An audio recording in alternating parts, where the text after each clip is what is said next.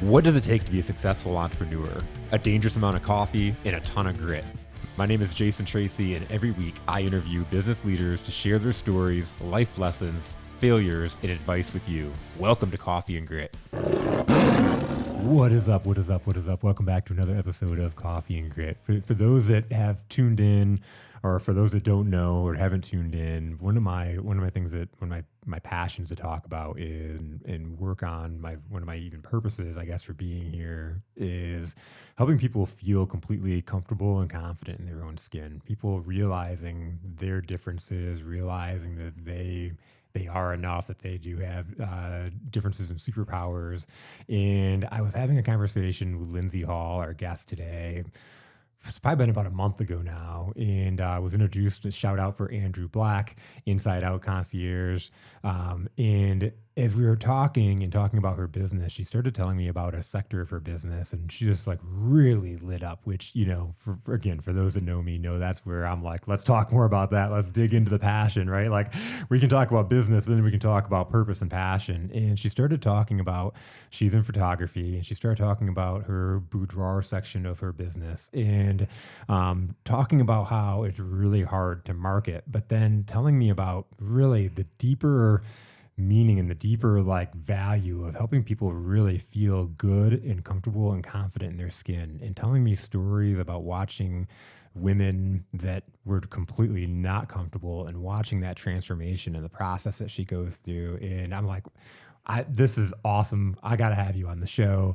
And so through fate, things happened and some things shifted, and was able to get Lindsey out here last minute today for the podcast. And then as we're sitting here warming up for the show, she drops another couple things on me in her story. And I'm like, all right, let's go. This is going to get really deep here.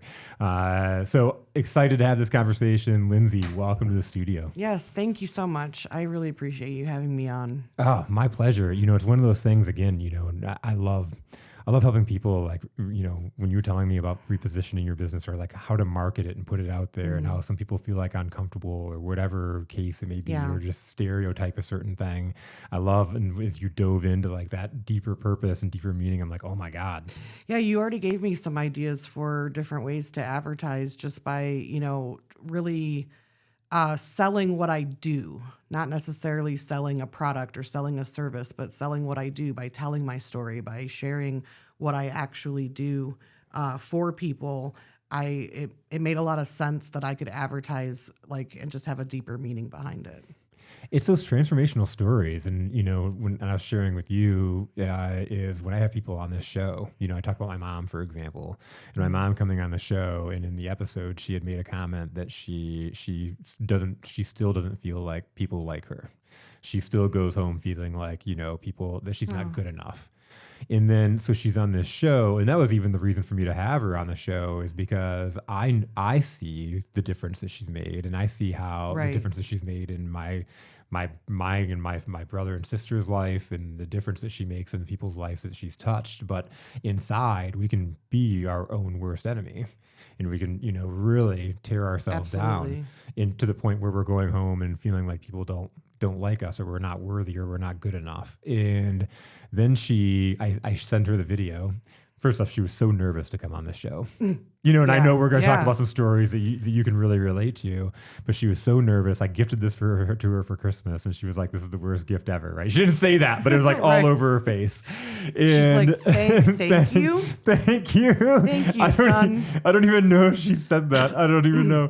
But then she comes on, and we had a phenomenal, just really awesome conversation. We went really deep, told our story. And then when I shared it with her, she was like, oh my God, I really sound like I know what I'm talking about. Right. And then it went out, and people started listening to it. And like the doctor that she works at a doctor's office. The doctor's like, oh my God, Sherry, I didn't know that you were this strong and this amazing. And like, you know, like this is so cool. And so all of a sudden, all these people, all of her friends and people that are around her are listening to it, and they're giving her credit. I'm getting text messages every day, or messages from people that are listening and sending me messages and being like, tell your mom we love her. Tell your mom this, tell your mom that. And so every time I got a message, I send it to my mom. And so it's like, other people get to see what I see. And then for the first time, she gets to like watch this video and pull in and reflect and be like, I am a badass. Right. What a way to validate her. You know, I know we've all felt that way. I feel that way. We've all felt that way. So what a great thing that you're doing, that you were able to provide that for her. Thanks. That's awesome. One of my favorite sayings ever, and you can probably relate to this because I think we're probably in the same age group, is one of my favorite quotes is from the late, great John Hannibal Smith. I love it when a plan comes together, from the A-Team. I love it when a plan comes together. It worked out really, really well, but it's awesome. It's a fun way to do that.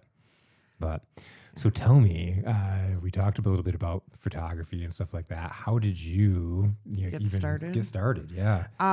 It's kind of a long story. Honestly, I always had a passion for photography, like ever since I was little. I don't want to admit what year I graduated high school. It's been a minute. But we'll say 20 something years ago when I was in high school. My mom actually gave me my first camera, and I'm trying to remember, my first camera was film, and I used to buy black and white film, and I just thought that I was amazing because I could do black and white photos on film.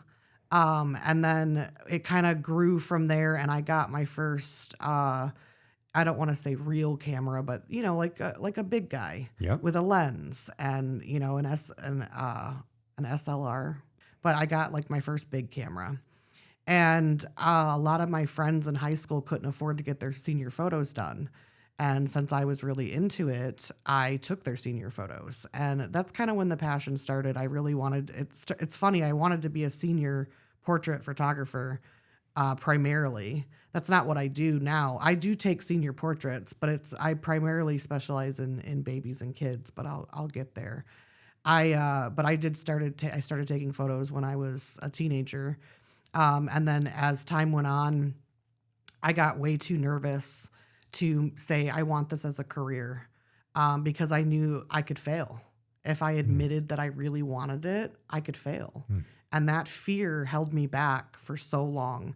And I got regular 9-to-5 jobs. I was a chiropractic assistant. I was a medical biller. Stuff that I'm an artist, so I'm a creative person, and I was a medical biller. The least creative thing you could. That sounds like as do. draining as what it sounds like to me. I don't even like talking about it. It's so boring. Like it was a really rough time, but I was willing to go into the medical billing field, just to avoid following my dream because I was too afraid. And when I had my first daughter, she's 16 years old now. Her name's Carly, and she's amazing. She's brilliant. She's so smart. She's way smarter than me. Like I can't even help her with her homework. Like I don't know what she's doing. They have a lot of new math. They do a lot of things. I don't know. She's a great kid. But when I first had her, I decided to stay home with her.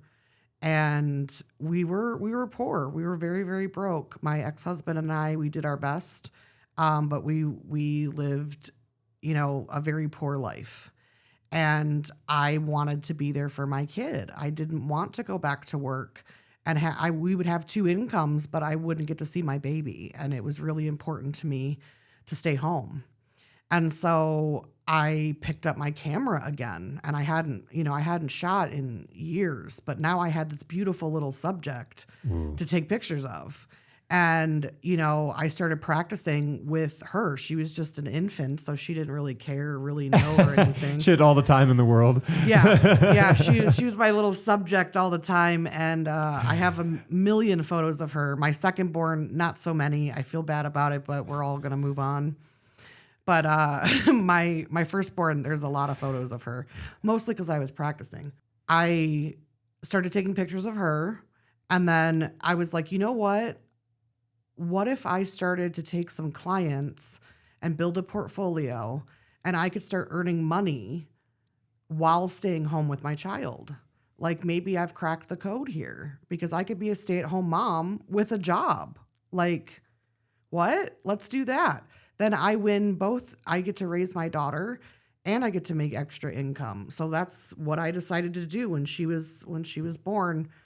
So by the time she was 1, I started portfolio building, and I would do free sessions for people.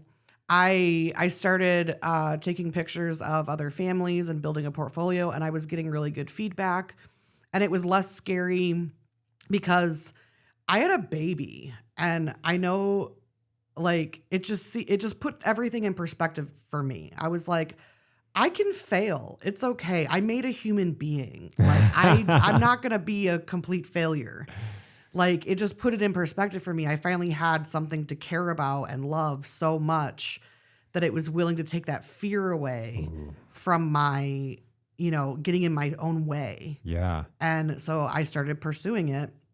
And then when she was, let's see, 12, 13, 14, 15, 16, by the time she was 4, I was doing it, a lot. I had actually been charging now and making some money. But when she was 4, I decided I'm going to open a studio. I'm going to go rent a space and get a brick and mortar, and I'm going to figure it out. Here's the thing. I didn't go to college. I am 100% self-taught. I didn't know the first thing about studio lighting.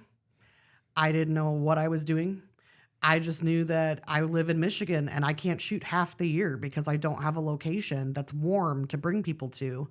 I was taking pictures of newborns in my living room, and my living room was small, and it just wasn't working for me anymore. So I remember telling some friends of mine, I'm going to open a studio.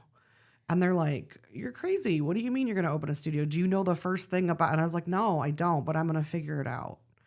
And so I rented a space first before I don't know if I did it in the right way, but I did it in my own way. Yep. I was very excited and I hit the ground running. I found the perfect studio space in downtown Ypsilanti. It's in a beautiful old historical building. And I remember the guy, his name was Jay. He's the one that he since passed on, but he was such a sweet older man, and he could tell my passion and he could tell how much I wanted this. And he showed me a few spaces. There was one down in the basement that was in my budget, but it was tiny. And I was just like, this isn't my dream. And it was in the basement. Yeah. So he was like, I've got one more space. Let me show you. It's a little bit above your price range, but let me show you. So he takes me upstairs, and we walk into the space, and it used to be, I think like realtors or something. There was a lot of spots for like cubicles. You could see outlets every 6 feet. Yep. And stuff like that. And it had been sitting there vacant for about 6 months. And the plus side to it was it had an office, like I could have an actual office. Then it has a waiting room, and then you walk up a little half flight of stairs, and then there's the studio space. Oh. So I would have 3 separate rooms, and it was huge, and it was everything I wanted. And the price, I was like, Jay, I can't afford this price. I'm just starting out. And I was like, are you willing to negotiate? It's been sitting here vacant 6 months. Here's my offer. See what the landlord says, because some money is better than no money. Right. And he was like, of course, he could tell I really, really wanted it. So he talked to the owner, and he got me a rate that I could afford, and I moved in. And that was 12 years ago. Wow. Yeah. So I've made it 12 years. I made it through COVID. I made it through a lot of ups and downs and whatever, but I've been renting that space for 12 years now. And 12 years this past November, so 12 and a half. Yeah. So I opened a studio. I would just went for it. I got the equipment. I rented the studio for about a month before I wrote a press release back in the day when there used to be when there was press releases. Back in the day when there was newspapers. Yeah. And the Ann Arbor News was a big one. Yep. I wrote a press release to the Ann Arbor News, and they picked up my story, and I got front page. And they came out and interviewed me and showed me this and showed the studio, and I had a big grand opening. But I practiced for a month. I rented the space, and for the first month, I just practiced. A lot of more photos of my daughter. Yeah. A lot of free shoots, just friends and family. Hey, can you come in? I'm trying to work out lighting techniques. I'm trying to figure this out. I go to YouTube University and learn a lot of my stuff off of YouTube. And then I opened the studio, and I'm so glad that I did. Like, again, that fear could have held me back, but I was just like, what's the worst that's going to happen? I don't make it. And then, I did sign a contract for a year. So that was a little scary. And I Yeah. was just like, well, you got a year. You gotta make a profit, or at least pay the rent for a year. Yeah.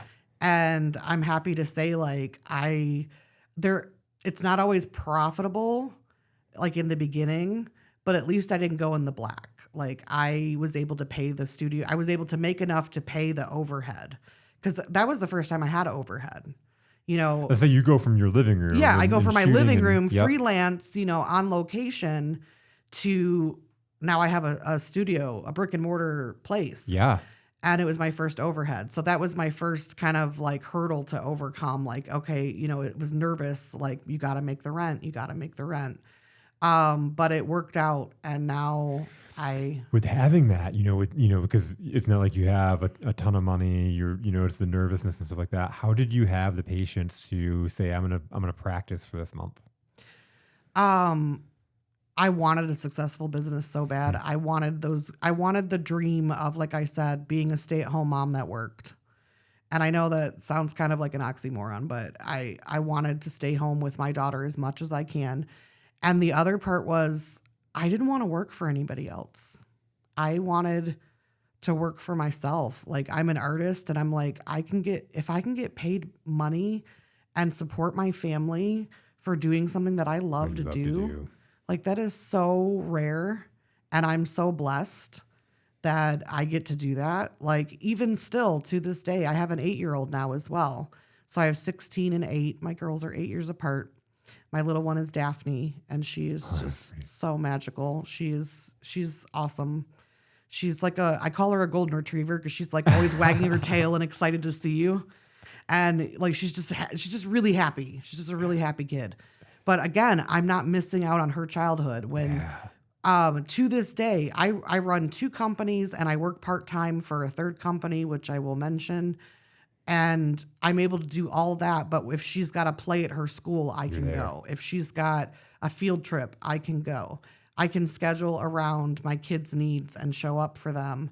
And I want them to see a single mom that's strong, that works hard, and all of that. So I think it was just having the kids pushed me. It put things in perspective. It made my life so different, because up until then, it was just me. I didn't have an anchor. I didn't have a real reason. And so I work so hard so my kids can have, a nice life. You really anchored down to a why. Yes. And I think my girls might not appreciate it right now. Yeah. But they will someday. I feel like they're going to look back and they're going to say, wow, my mom worked her butt off for us. And she was still there. Like, absolutely. So, but to tell you a little bit about my actual companies. So I own Happy Owl Photography, like the bird, Happy Owl. I always do this. 'Cause then I see the owl. I can totally see Happy it. Yeah. Owl. It always makes people remember. And I'm like, like the bird, Happy Owl. I will remember that. Yeah, it's just what I do, the little wings, because some people think I'm saying happy hour. Oh. And I'm like, that's a totally different experience. Like, we don't serve drinks at Happy Owl, but they are very similar. So Happy Owl Photography, like the bird. And that's my baby family business. I specialize in newborn family, children. I do all their milestone sessions. I do high school seniors, and then I do business portraits as well. So headshots, and I do branding sessions, which are really fun. So let's say you're a chef, and you want a website that is, you don't work for anybody else. Let's say you're an independent and you want to build a website and you want all these photos for your website. So that's a branding session. So I can either come to your kitchen, take photos of you in action, take stock photos, if you will. So not just of you smiling, but like maybe your hands chopping. Different things like that. So you can actually fill content of a whole website with this one photo shoot. We can change outfits, that kind of a thing. I've worked with authors before.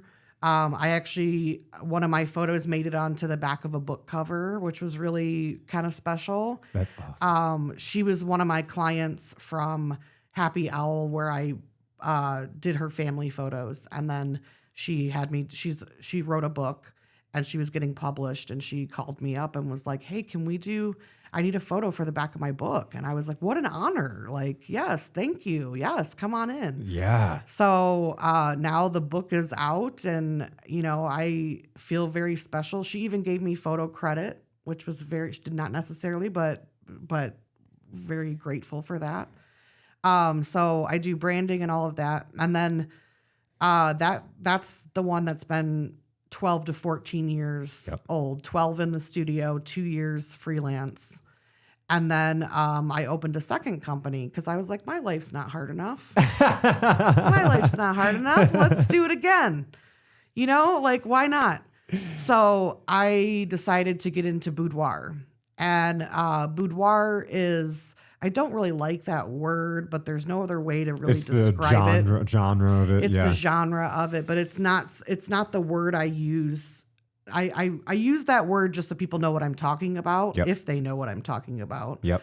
It's actually French for dressing room, as what the word means. Mm-hmm. And so if you think about your dressing room and someone photographing you without you knowing, like a type of voyeurism there a little bit, where you're like maybe at your think like vintage nightstand and you're spraying perfume on, and someone, that's the kind of stuff I want to capture. Mm-hmm.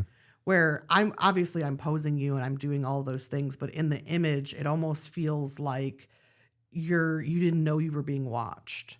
So like, that's what boudoir is. It's kind of got this, it's not smiling and looking at the camera and all of those things. It's moments. Yep. It's looking away. It's sometimes looking at the camera. Like, I do get some smiles. I love it. I love it when I get a natural laugh. That's amazing. But so the second company is called Self Love, and Self Love Photography is about to turn 3.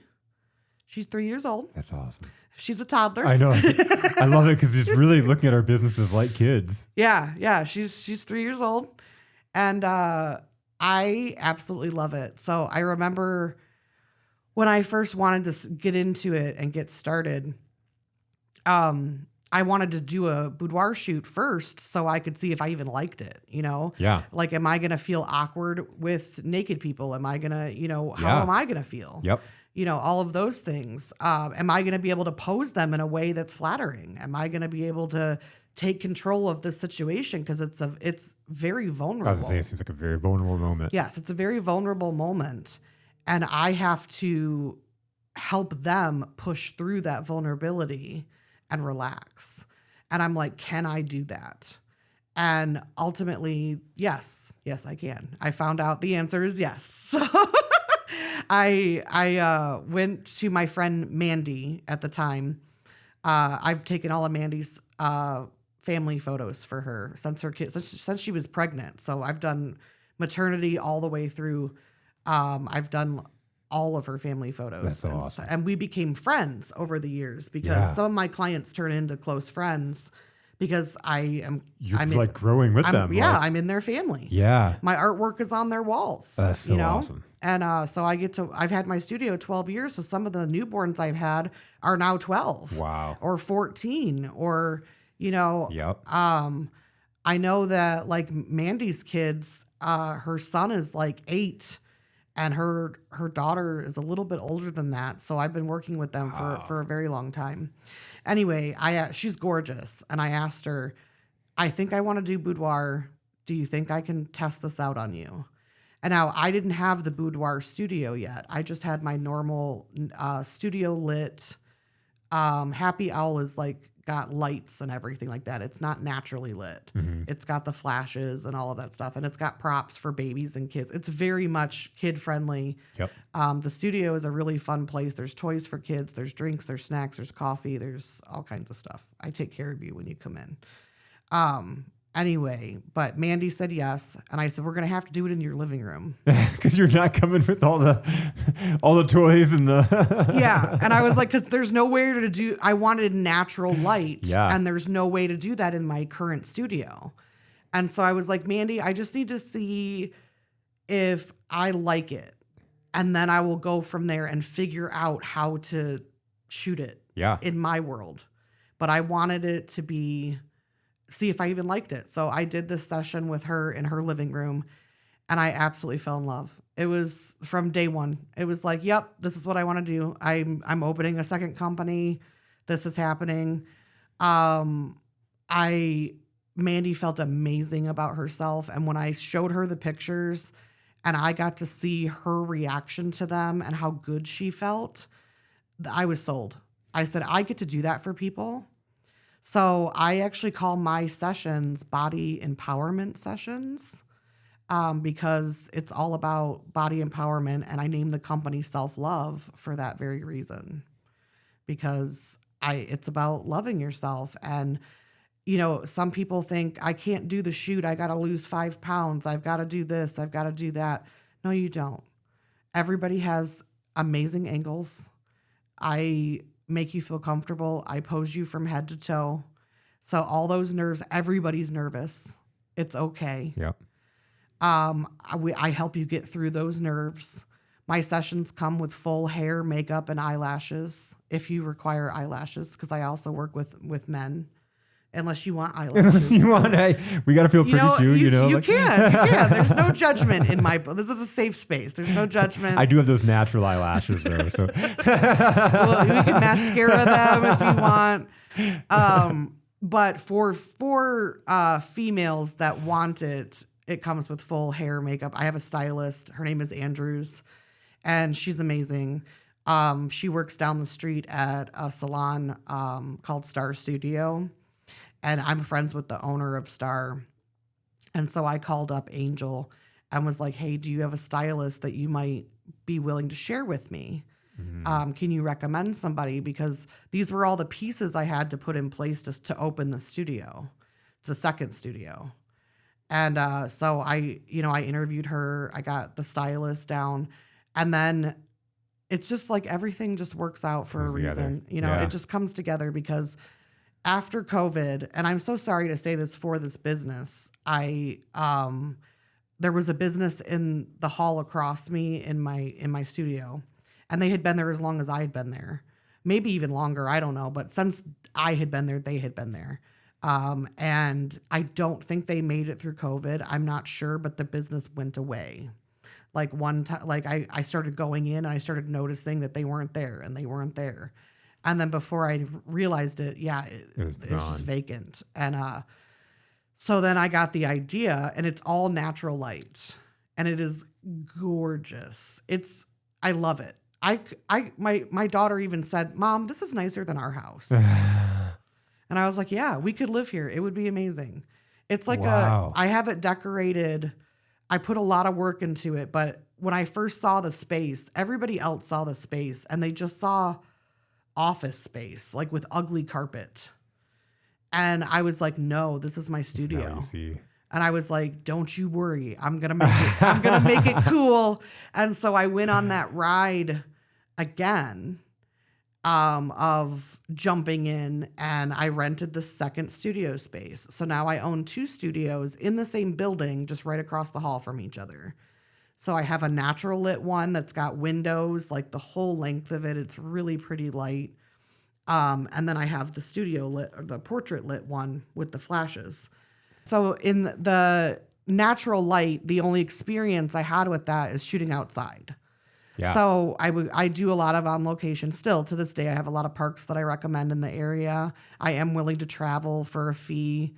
But I have parks that I know and I use all the time. I know what the lighting is like there. And so I can recommend a certain time of day for your shoot at this park because I know exactly what kind of lighting I'm going to get. So the cool part is now I'm working with natural light inside. So that's a whole new type of photography that I got to learn, and I'm still learning. Yeah. And so I was so nervous again. And anytime I've ever gotten nervous like that and got the butterflies, I I told myself just do it anyway because it's going to end up working out. Just like when I took the jump originally, it ended up working out. And I'm like, anytime you get scared, just do it because that fear is there for a reason and don't avoid it like you did for 20 years. Like I could be a lot further ahead had I jumped on it right when I knew. So like I I even remember getting high school papers. Like I read like essays and one of the questions was like, what do you want to be when you grow up? And it was photographer. And I wrote a whole essay about how I wanted to be a photographer in high school. Yeah. And now that's what I do. And it's pretty cool. I was like, how cool is that? Right. Like I knew at an early age that this is what I wanted. I took a lot of weird paths to get there, but I eventually ended up right where I wanted to be. And did it ever lose you? Like, did you, kind of forget about it for a while until it got to that moment and you're like, I got these cameras and brush it off? Or had you always been thinking about it? I kind of was always thinking about it. The cameras ended up being in the back of my closet, gaining some dust. I would pull them out at certain events and certain things. Like if I was just going out to a gathering or whatever, I might bring a camera. Yeah. But I was always afraid to be called the photographer because then people expect something of you. They expect you to be good if you're the photographer. They expect good photos. I mean, nowadays everything is like with your cell phone, and iPhones can take amazing photos. And but with me, you get a lot more of personality, and you get a lot more coaching, and you get a lot more like. I specialize in kids. I have kids. I've worked with kids for 14 years, so I have a lot of tricks to make your kids laugh, and to get natural smiles out of them, and to get them. Yeah. They're like, my kid's never going to stand on a backdrop. I'm like, I've got you. Don't you worry about it. I'll get your kid to stand on a backdrop. Yep. I have lots of props and chairs and different things that I've learned over the years. I'll put stickers on the backdrop and tell them to cover them with their feet. Can you cover that sticker with your foot? That's how I get it. And they think we're playing a game. Yeah. And then I'm getting pictures of them, but oh, nope, hide it. Hide it with your foot. Hide it. and they're probably laughing. Right. Because they think we're, they get all squirrely and we're playing a game. Yeah. And really, I'm just taking photos of them. But it's so simple stuff like that I've just acquired over the years that I definitely work with. But my focus right now is on self-love. And like we talked about in the very beginning, it is hard to advertise because of the content. Everything I shoot is very tasteful. But we are talking about butts. Like I am taking pictures of butts sometimes. Yeah. And it's great. I get paid money to take pictures of butts. It's awesome. Like it's so much fun. I get to make people feel really good about their butt. And, and you don't always see it. Like you might see it in the mirror, in a weird angle. Like I make it look good. Yes. So it's a lot of fun, but it's hard to advertise. So I appreciate you letting me come on here and, kind of plugging the business a little bit as well, because I'm sure that will help. Yeah, no. And it's, again, you told me a couple of stories and it's like, it's so much deeper and you're like, I think you said it's so much deeper than the sexy photo. Yes, it absolutely is. I always tell my clients during your shoot, it's not going to feel sexy and it shouldn't. It's fun and we're laughing and we're having a good time and I'm posing you and it might feel weird and it might feel awkward, but I'm getting the shots I need and I'm just talking to you the whole time. So you kind of forget that I'm holding a camera. It's kind of like what you do. We're doing now. Yeah. Yeah. You kind of forget you're holding the camera, all of that. We're just having a good time. And then the photos at the end up being sexy. And empowering and all of those things. I have to tell you my favorite story. And this woman came into me and she was a client of Happy L's. And I had taken her family photos for years. And she was like, it was right when I was first opening Self-Love because I went through the process of getting the building and then I had to promote it. And so I did these like mini sessions where I booked like five happened to be women that would let me use their images for social media and advertising. That was the agreement. They got a discount. Yep. I was able to use their images for social media. And she was like, I really want to sign up for one, but I'm super nervous and I don't think I can do it. And I was like, I've got you. I'm like, I promise, like, you know me. You've known me for years. You've trusted me to hold your brand new babies. Like, I've got you. And she's like, okay, sign me up, but I'm still really scared. And so she almost backed out, but I still talked her into it. And I was like, just relax. Like, it's going to be fine. She was so afraid though. And she comes in and she's a gorgeous woman. So I don't like women are so hard on themselves. Yeah. They really, really are. Like, I think more than men. They're just really, really hard on themselves. And it's my job to capture their beauty and have maybe change their mind a little bit.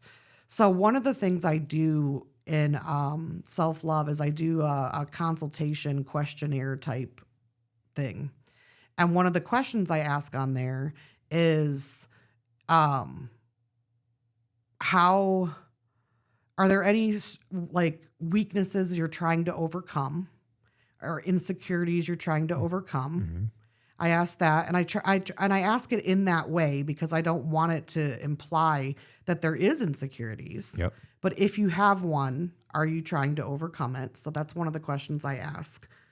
And then one of the other questions I ask is, what's one thing you love about yourself? And I am doing the consultation with this client, and she couldn't answer that question.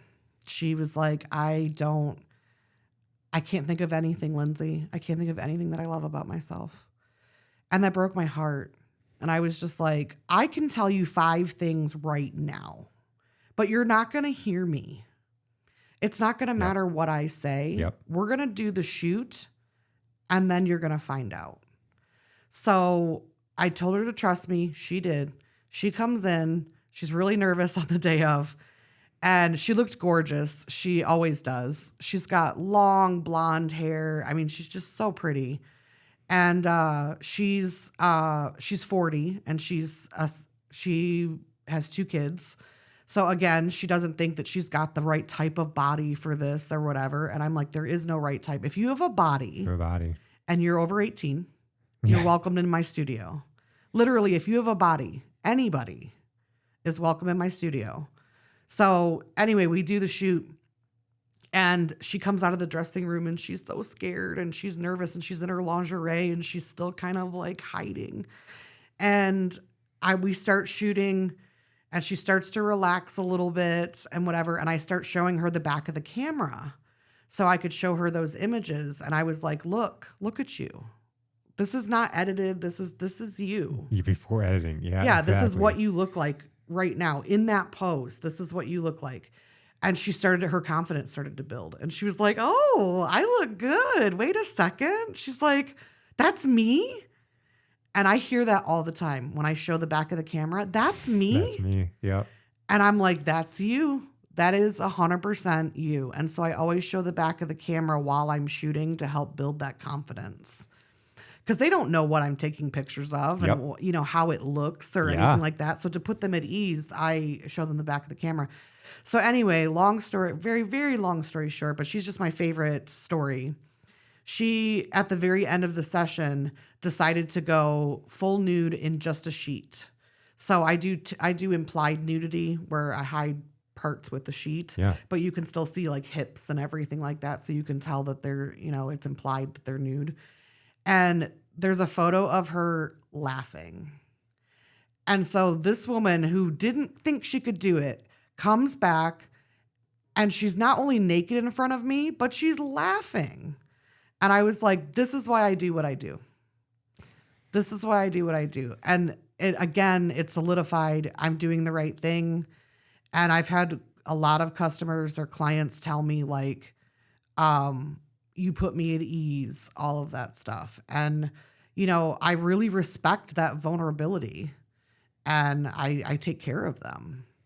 And yeah, but she's one of my favorite stories. That's a killer story. One of my favorite sayings, or favorite things I've been saying a lot lately is hell is meeting the person that we could have been.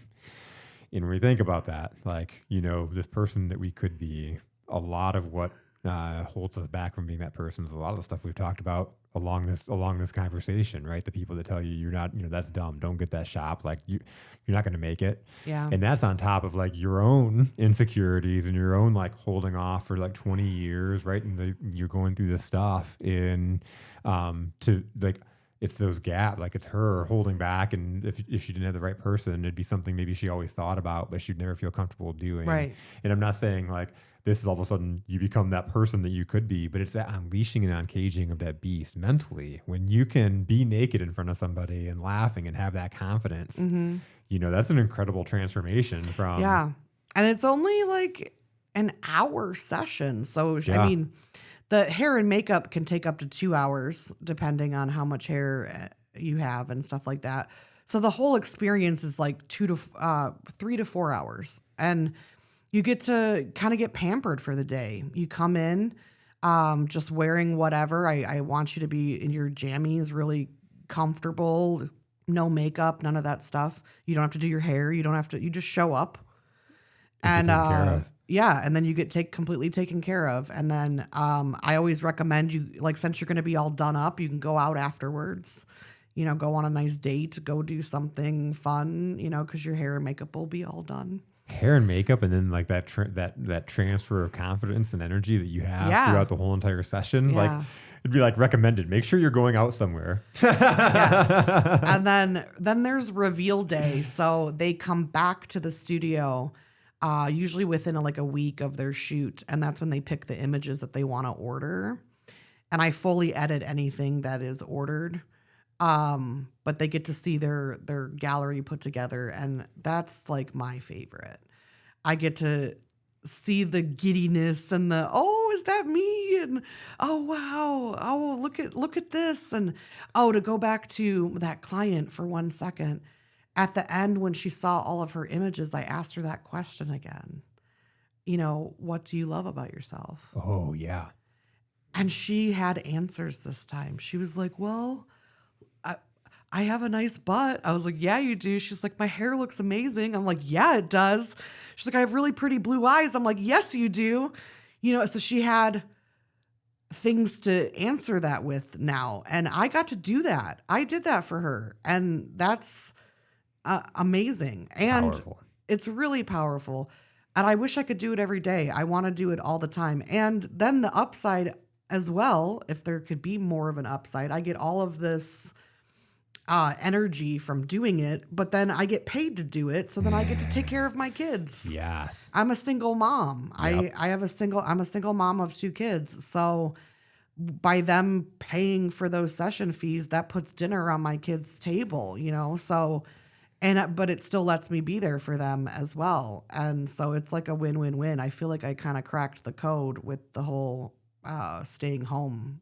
Oh, absolutely. Yeah. So this is, just to kind of recap for our listeners, you fit every qualification. I talk about people that I have in my show as being difference makers, and this is, I think, episode 216 or somewhere around there. So there's been a lot of people on, and like what I found is like matching characteristics, like stories, that kind of thing, like going through it and again being in our own head, holding ourselves back, but then persevering and going and doing that thing. What did you say? I can't remember how you phrased it, but it was like just going and doing the thing. You had your daughter, and it was like that why and that driver. Yeah, just do it. Just do it. Just do it. And what's the worst that could happen? Yes. I'll still have my daughter at the end of the day. I'll still have my family. So it's okay. Yeah. I can take that jump, that dive. And then once you did it, you talked about, especially even with the self-love, once you did it, all of a sudden you said the pieces start falling into place. Yes. Once you did it, once you said you did it, like all of a sudden you had that space and you were able to tell Jay, hey, I can't afford this. Right. And then they work, they work on it for you, and you end up being in that space that is like the space of your dreams. Yes, it totally worked out. And so I have bipolar 1 disorder. Yes. Okay, so I'm bipolar. And what happens with bipolar disorder is it's something called cycling. And I look at it, I picture it like a big circle. And at the top of the circle is mania. Okay. And then at the bottom of the circle is depression or depressive. And it's a big circle. So when you cycle, you can go through mania Yep. and then you can go through a Crash. depressive episode. They don't always have to follow each other, but a lot of times they do. And looking back, I wasn't diagnosed yet, but looking back, some of these decisions I made during my manic phases. And so when I would hit the ground running really, really hard, like burning myself out, mania, and I was manic at the time. Mania can have a lot of really great qualities. Yeah, Like absolutely. it can be Yep. super fun. Yep. But it has its downsides too. You don't sleep for days. It can become really dangerous. But I remember looking back, I wasn't diagnosed at the time, but I am now. I was, when I went to open self-love, I was in a manic cycle. And so with bipolar 1, there's 2 different types. Bipolar 1 is the more severe type, meaning your cycles last longer. So the criteria is to meet at least a week. So you'd have to be in an episode for at least a week, and it could last up to months.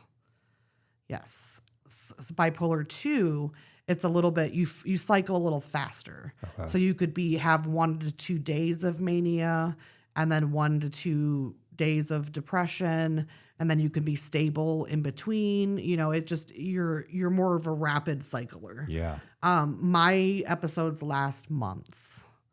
And so right now I'm stable, which is great. But when I am manic, it's funny, I just try to use it in a positive way Yeah. and put it into my business. Like you have to, it's like you have this rocket fuel Yes. that you have to harness. Yes. Yes. It's hard to describe, but yeah, it's very, being manic it's like a wild ride. The downsides is you feel a lot of grandiosity. You feel like you can make some risky decisions, risky behavior. Like I spent way too much money on the studio that I didn't necessarily have, but I was like, I'm going to make it back. It's fine. I want this studio. It's happening. As where if I was stable, I might have made more regular Conscientious, like decisions. safe decisions. Yeah. Yes. So my point in bringing it up is like, I also struggle with that. And so a lot of my, decision makings, whether they were good or bad or whatever, have been part of my bipolar disorder as well. So I do my best. Like I take a lot of medication and I do talk therapy. So I meet with a therapist once a week and I am on meds and I've been stable now. I had a minor episode over the winter of depression that didn't last super long. And then I've been stable ever since. So my longest I've been stable has been a year without cycling at all. But my last manic cycle, my real bad one, was when I opened self-love because I put all of that energy into, I'm going to open a new business. Yeah. Yeah. And how long did that last? That period? couple of months. Yeah. Yeah. A couple of months. And then does that go? So like, did that go from there to then being depressed? Honestly, I don't think I cycled through depression.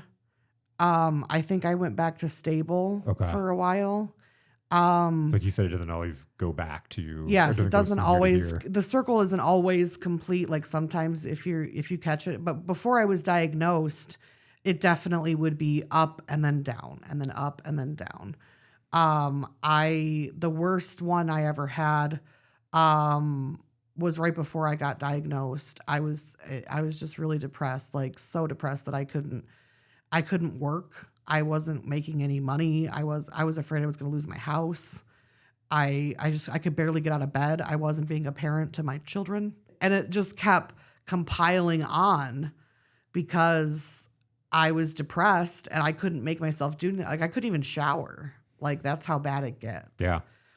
And I said to a friend of mine, because I know I needed to go to the doctor and I know I needed help, but I couldn't make myself do it. Like I could barely take a shower. So I finally reached out for help though. And I said to my best friend, I need you to schedule me a doctor's appointment with a new doctor because I didn't like my current doctor, with a new doctor. And I need you to pick me up and I need you to take me. And anything that I leave out when I'm telling the doctor, I need you to speak up and say, what is wrong with me? Because I'm not doing okay. I'm not okay. I'm not okay. And so she did. She picked me up. We went to the doctor. I told the doctor all the symptoms that I had. Like I was, it was really, really bad. I almost went to the hospital, kind of bad. And she said that I might be bipolar. And I wasn't ready to hear that yet because there's a lot of stigma against it. And when people hear that you're bipolar, they think you're crazy. Yeah. And they think that, a lot of things about you. But I'm here to say that I'm bipolar 1 and I run 2 successful businesses and I work part-time for Inside Out Concierge. Got to mention Andrew again. I work part-time for him as well. And you can do it. Bipolar people aren't just crazy people that should be written off. Like with medication and with help, it's possible. It is absolutely possible to keep going. And now I recognize my symptoms. And like I said, I've been diagnosed maybe almost 2 years, actually, I think. And in the 2 years, I've learned a lot about bipolar and how to treat it. And I know what my cycles look like. I know what triggers them, all of that stuff. I know what to avoid. And if I feel one coming on, I tell my therapist about it and we work through it together. But it's something I will always have. And so, yeah, the stigma against mental illness is just surprising. So that's what, if, for those that are still with us from the beginning, I talked about, I didn't know this. And so we hadn't talked about this before you came in. Right before we went on, you said, oh, by the way, I am bipolar 1. And, so you're talking about it. And first off, I've never had anybody on that's openly talked about being bipolar 1. And so I love it because one, we talk about self-love. Right. Mm-hmm. And then we talk about like the stigmas over here and how people feel about it. And and again, I love sharing the stories and educating people because I think that's the only way to overcome stigmas. Right. And you think about even like racism, when you stick 2 people in a room that are racist against each other, if they're in that room for a while, they're talking, they're sharing experiences, and then all of a sudden they have a mutual respect for each other, right. You know what I mean? Yeah. Like when you can get a chance to hear people's stories, and what I love the most is there are so many phenomenal clips from in this episode. There's so many phenomenal things. I feel like I talked a lot. The best thing for me is like just shut up. I feel like I talked a lot. No, but like, there's like that mic drop moment where you're like, I'm here to tell you that I'm bipolar 1 and I did it, and that you can too. And that's what I want people to know the most, because there are people out there that saying I'm bipolar 1. I could never run a successcul business. I could never be successful. I could never hold down a successful job. You can. If I could inspire one person that is suffering from bipolar, it's no joke. It sucks. I'm not going to lie. It is not a fun disease to have. It is really hard to not feel control in your own body and to have these things take over you, and your personality, your worth, all of that. But when you're in a cycle, all of that doesn't matter anymore. When I'm depressed like that, I don't feel like I'm worth anything. I can't even do my job, and I feel, horrible. And like I said, I've checked myself into the hospital before because of it. Just because I was so worried about what I might do, because I was down so far down the rabbit hole that, it was really hard to claw my way back out. But I did. I found a doctor that saw it right away. I wasn't ready to hear it.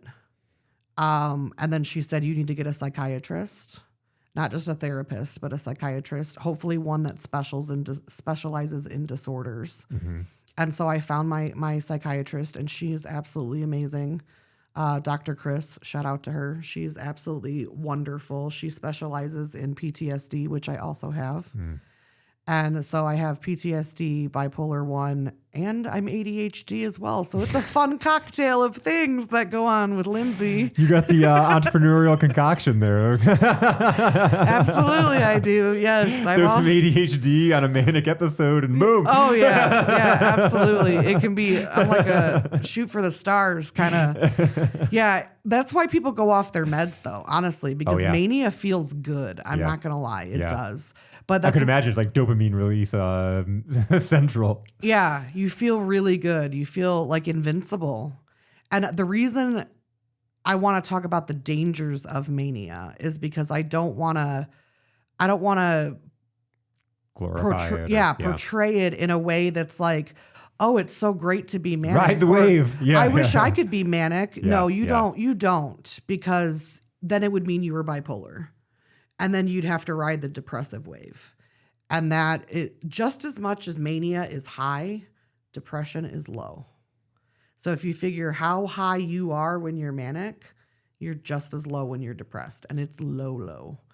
And it's not worth the mania because you have to deal with the depression. But obviously out of the two, 100% I love to be manic over depressive any day. Yeah. You can be really productive, but I do like to talk about the downsides of mania as well, to not glorify it and make it seem like. Well, and in a lot of what my show is about and uplifting people, and a lot of what you're doing with is uplifting and helping people like get out of a depressive state to a degree, right? But like I think like what we're talking about, and to emphasize, I think what you're talking about as far as the depressive state is that no matter what people say, no matter if you went through a photo session and somebody showed you some beautiful pictures of yourself, and like you wouldn't see it no matter what somebody did, said, it doesn't, you can't control it. And I think, I'm of this mindset of like, oh, you can control your circumstances, but there are sometimes, like in this case, when you're in that state, that there's nothing you can do or somebody else can do to help you get out of that. Yeah. And honestly, when I've been in those depressive states, I try to make really, really little goals, and they sound stupid. When I'm stable, they sound stupid. Yeah. When I'm in the episode, it's like all I can do. One of them is to go outside and get the mail. Even if that's my goal for the entire day, just to get up out of bed and go get the mail. And then I get to celebrate at least one little thing that I did that day. And that's how bad it can be. And, if I can help anybody realize, I personally take meds. I'm not saying you have to take meds, but if you get the proper team, you get the right people in your corner, then it is definitely livable. Like I've been bipolar my whole life. I had no idea until 2 years ago. I was going to say 2 years ago. Wow. Yeah. So looking back, I can now identify, oh, I was manic when I did that. Ooh. Oh, that was depression. Ooh. Oh, I've learned. Wow. Looking back at your life. And it feels like your whole life is a lie at first. I'm not going to lie. Like when I first got diagnosed, my therapist diagnosed me and I was like, no, that's not it. I said, no. I'm like, nope, I don't believe it. I don't want that. And I was like, you're going to have to prove it to me. I said, we just met. Good luck. Yeah. And I wasn't willing to accept it. And then I cried. I just felt like I was less somehow. And then when I started to tell my friends, it's kind of funny. It's funny now. When I started to tell my friends, they weren't surprised. At all. They were like, yeah, that checks like out. Coming out of the closet, you're like, we all knew. We all knew. And I was like, why didn't anybody tell me? And they're like, nobody tells you that. That's not something you just tell someone. And I'm like, because I was like, yeah, guys, guess what? I'm bipolar. And they're like, yeah, that checks out. I'm just like, cool. I'm glad you all knew. I had no idea. But I finally was willing, as I learned more about it, and before I would take meds for it, before I did any of those things, because I worked with my therapist for probably about a month before I was ready to hear that diagnosis. And I was like, nope, we just met. I'm like, I need to learn about it. I need to research it. I need to do it because my ADHD brain is like, oh, dopamine research. Yeah. Yeah, let's find out all the things. Let's find out all the things. Let's find out all the things about bipolar. And the more I read, I was like, crap. That, yep. Yeah, that's me. That's me. And now I'm so happy years later that I can come and talk to you about it, and I'm not ashamed anymore. And we can sit and laugh about it. Yes. Yeah, absolutely. Yeah. I can laugh about it. I can, I can say I struggle with this. I always thought I was using it as an excuse. If I told somebody, hey, I'm manic right now, I can't do that, or I shouldn't commit to so many things because my mania is making me commit to so many things. Yep. And so I can express that now. Yep. And I can say, that's powerful. Now that I understand more, I can express that now. And before I thought I would just keep it to myself, and I would be like, oh, they're going to think I'm crazy. And then I recently did a piece for this church, like an art photographed piece. It was about, I think it was about empowerment. And I took 3 photos of myself, one facing straight on, holding a sign, and I had my hand over my mouth, and it said mental illness on the sign. And then in the other shot to the side, I was crying. And then the other one, I was screaming. And it was called, like breaking my silence and letting people know, like, I am bipolar and this is how I feel sometimes. And it's okay. You've given me the goosebumps several times. That was one of them. That's powerful. And it's okay. And we're all just doing our best. And so, yeah, if I can inspire, if anyone's in the depressive episode right now and they're just wanting a way out, just realize it's not going to last forever. And emotions can't hurt you. That's a big lesson I've learned in therapy. Emotions are just feelings, and they come and go, and they can't actually hurt you. And that was powerful to me because I get trapped in my emotions sometimes, and I don't want to feel them. I don't want to feel sadness, so I push it away. But my therapist reminds me that when you feel that sadness, it's temporary. It's going to go away. Let you feel it. It's not going to be all day or... No, and it's not going to hurt you. It can't actually hurt you. It's just an emotion. And it's just like being sad, or sad is just like being happy. It's just an emotion. Just because it's a bad emotion, which I don't know why they're labeled that at all. That's just an emotion. Yeah. But we think of crying and anger as like bad, and happy and excited as good. And it's like, no, they're all just emotions, and we're human beings and we feel them. Yep. So if anybody is going through it right now, I really hope that they can, just go out to the mailbox, get your mail, and then celebrate that goal. Like, actually celebrate it. I know it sounds stupid, but be like, I did this today. Because sometimes that's all you can do. And, even with showering, like, just trying to really get yourself in there. And I know it's hard to take a shower sometimes. It sucks. But just knowing, like, I'll be in there for 5 minutes and I'm going to feel so much better, and just make yourself do it. Yeah. I love it because it's the taking action, and it's just doing it. And it can be from you plowed through and created these top 2 businesses, to just getting in the shower. But it's like still that mindset of you just do it. Yes, just do it. Like, do I work for Nike? Like, what? I should probably not take their slogan. What is Matthew McConaughey's is just keep living? Oh, yeah. He has nice. Tattooed, just keep living. I can hear it in JKL, his voice too. Just keep living. Yeah. So, really to sum up, like, I just want people to know that nothing has to hold you back.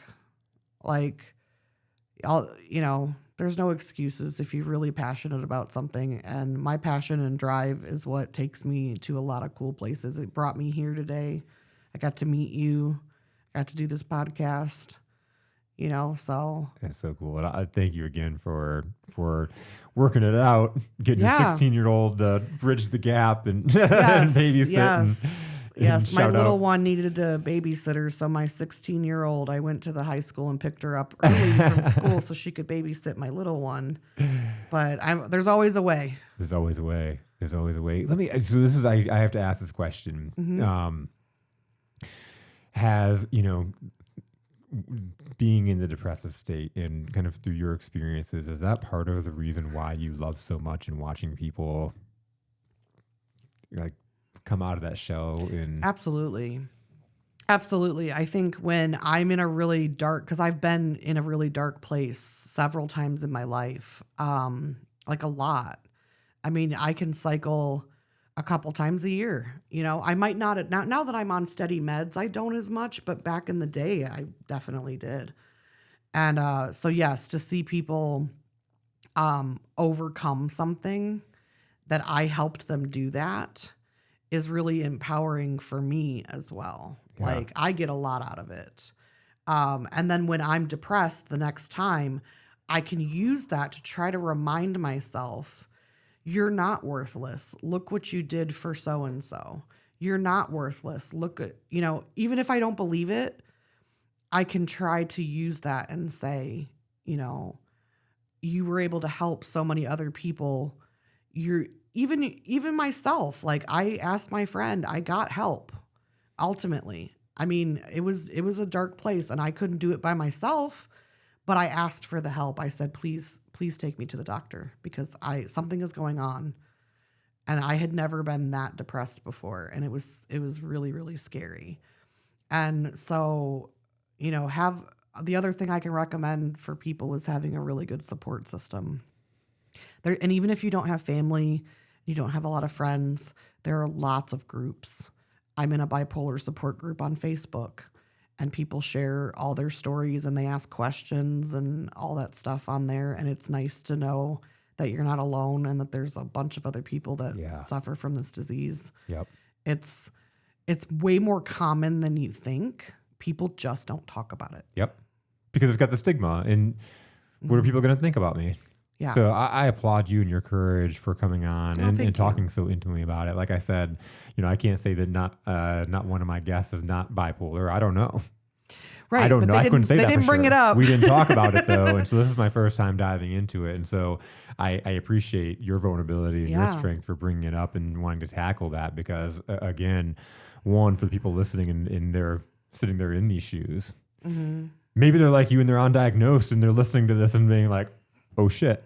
Yeah, go get diagnosed because I always say diagnosis comes treatment.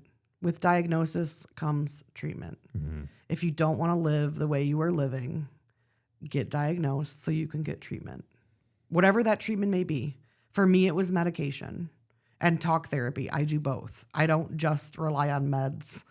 I also work through issues once a week, every week with my therapist. And that regimen works for me.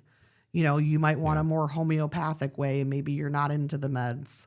I'm sure that there are ways out there, but with diagnosis comes treatment. So if you're ever on the fence about it, like it's not hard to get diagnosed. Like just talk to a medical health professional.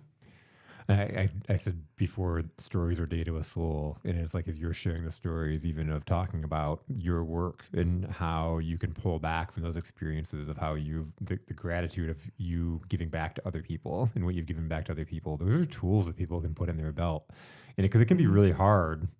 But if you can stack those wins in a bank and you can like use those, I know whenever I'm down, whenever I think of something that I've done for somebody else or like having that gratitude for that, it changes my mood. Yeah, a lot of times, I'm a big people pleaser. Yeah. To my own detriment sometimes. But I just try to remember that I have a really good support system and I have a lot of people that care about me and I have a lot of people that I've worked with over the years, that know me, that, they write these sometimes, like if I'm feeling really down, I cut my own self off. I'll read my Google reviews. Oh, yeah. Yeah. Because my Google reviews are amazing. Some Yeah. of my clients have wrote some really, really nice things. And even if I can't believe it in that moment, I can still just go read them and be like, no, these are what people think. This is real. This is just real. Yeah. This is what your brain is telling you, and this is reality. And so I try to bring myself and ground myself and say, this is reality. Reality is this, and it is not how you're feeling right now. That is an emotion that is going away. Yeah. That is Yeah. fleeting. But fact is these Google reviews and how, like, you didn't, like, they wrote those. You didn't force them. You didn't make them. You didn't, like, they wrote those words. Yep. You didn't type it in yourself.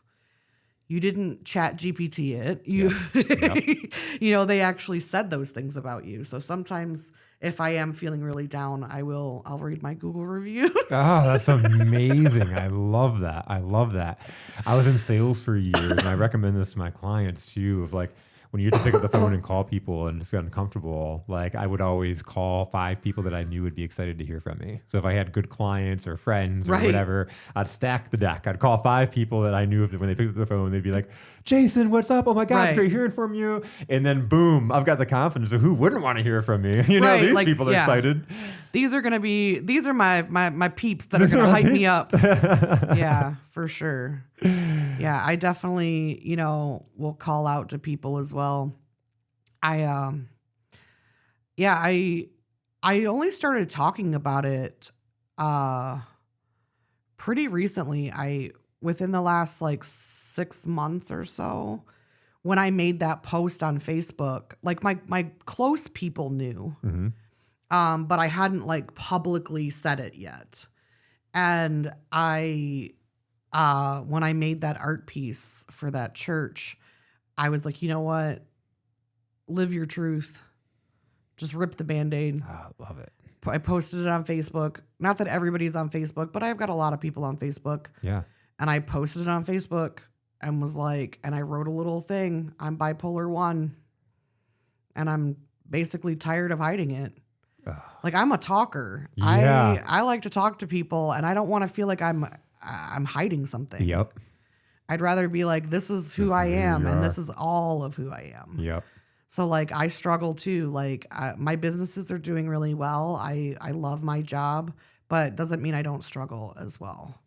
And to speak a little bit about, I work for Andrew. I was going to come back around. We need to give a good shout out for Andrew. Yes, so. I know. We've kind of fit him in twice, but Andrew Black owns Inside Out Concierge, and I started working part-time for him. I met Andrew. I did a boudoir session of his fiance, and then we realized we had some mutual friends. And then I ended up doing headshots for Andrew. And then I photographed a house that he was renovating. And so then he hired me, he hired me for the photo shoot and all of that. And then we got to talking, and we became pretty close friends. He's a really sweet guy. Really? And a lot of resources. He's a busybody. He's all over. He knows all the things. And he was like, I'm looking for someone for social media and marketing. The girl that's doing it right now doesn't necessarily want to continue to do it. And so I agreed to take that on. And so now I've kind of became a little bit of executive assistant, a little bit, but mostly sales and marketing for Andrew and Inside Out. And they're a really great company.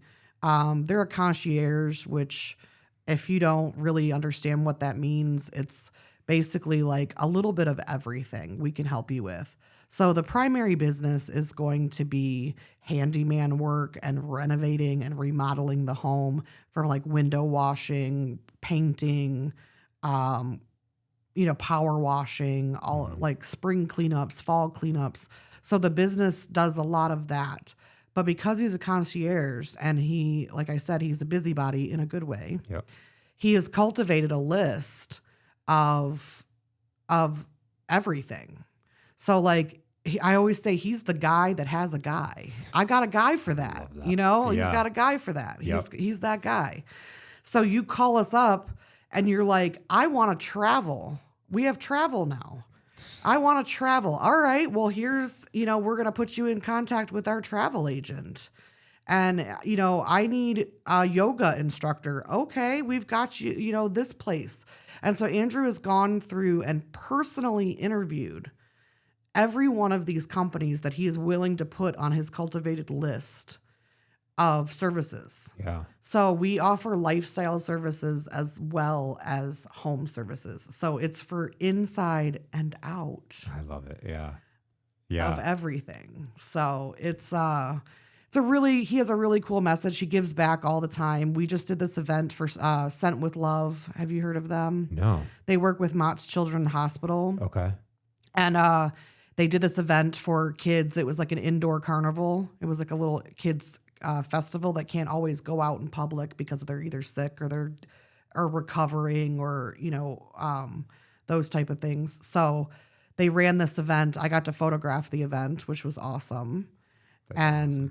Yeah, I got to take a lot of pictures of smiling kids, and Elsa was there and Wonder Woman was there and Spider-Man was there, and Andrew was there as well, volunteering and helping out. He also was a sponsor. He donated some money to the event as well. But Jennifer Rice is the one that was running it. Oh, that Yes, name does sound familiar. Jennifer Rice. I know Jennifer. Yes. Yeah, she's amazing. She's such a sweetheart. I could read her reply. I got Jennifer. I'm so sorry. I didn't recognize your company's name. That's all right. Jennifer Rice. Her response to my photography was so uplifting that I could just read that if I ever feel down. Because she just was like over the top about how much she loved the photos. And that's my favorite part, is when people like my artwork. Because I'm an artist. I do a little bit of everything. I draw and I paint, and I do a lot of different mediums. Obviously, photography is the one that I make money at. But I'm an artist through and through. So when someone likes my artwork, it makes me all excited. And then I do squirrel hands. So this is my squirrel hands, and I make a noise. Between that and the owl, that's good stuff. Yes, those are my squirrel hands. Whenever I get excited, I do this, and I call them squirrel hands. I love it. Yeah, I love it. And Andrew is just a phenomenal human. He's got an amazing heart. And first off, the first time I met with him, he told me that he thought I was better than Joe Rogan. So I bless his heart. I'll always love him. But I remember seeing him after the first time we had met. I saw him at Brighton Coffee House, and he was meeting with Kim West. Do you know Kim West? I don't. Okay, so they own Sunbeam Cleaning. I'm sorry if I got that name wrong. But Kim's awesome. But he's meeting with Kim and her son, and I was meeting with somebody at the table next to him. He's always in a meeting. He's always in a meeting. But I heard him interacting, and at the end, he said, "I love you guys," and it was like the most heartfelt. It wasn't just like talk. It was like I was like, "Wait a minute, who is this guy?" Like really, and so just getting to know him more and knowing that his heart is that big. But then I have a guy that I worked with a long time ago that ended up, small world, being a client of Andrew's, and I met with him a couple months ago for coffee on a Saturday, and I'm like, "Oh, Andrew?" I'm like, "This is so cool, small world." He's out in Nipsey, and he was like, "Oh my God." He's like, "Let me tell you this story." He was like, Andrew's done a bunch of stuff for me, but he was like, "I've been laid up and kind of been down and out, and, my back's been hurting and all that kind of stuff." And Andrew knew that. And he drove by my house and he saw that I had all these leaves because it was end of fall, and all my tree, he had all these trees in the backyard. He's like tons and tons of leaves, and he knew I was laid up. And Andrew brought a whole entire crew and just not a service he charged for, just cleaned up. Yeah. His yard, like brought a crew of people. That's how Andrew is. He has a very, very big heart. I am trying to help him with sales and marketing because I feel like he deserves to get paid. Yeah. Yeah. But if he had his way, he would just be nonprofit and be helping the world. I mean, really.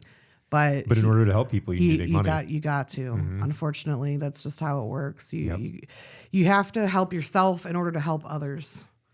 So once you're good, then you can help more people. Yep. So the more money you make, the more you can give back and all that stuff. But he's always donating. He's always doing a lot of really cool stuff. He's a very sweet guy. And so's his fiance. I've not met her yet. Yeah. Well, like I said, I did a boudoir session with her and she rocked it. She did it awesome. And she feels the same way as everybody else feels. She feels better about herself. So his fiance has cystic fibrosis. And I don't know if you know much about the disease. Well, it's a lung, it's where your lungs can fill up with fluids, and the life expectancy is not very long, and she's already made it like way past. She's had a lung transplant, and she's, I think, 36, which is amazing for a CF patient. And she has a lot of ports and different stuff in her body for like, you know, when she eats, she gets like insulin. So she's got like an insulin pump that's like inserted like permanently, and like one in her belly and different stuff like that. So she was, and her weight has fluctuated a little bit with all the meds and all the different stuff that she's been on.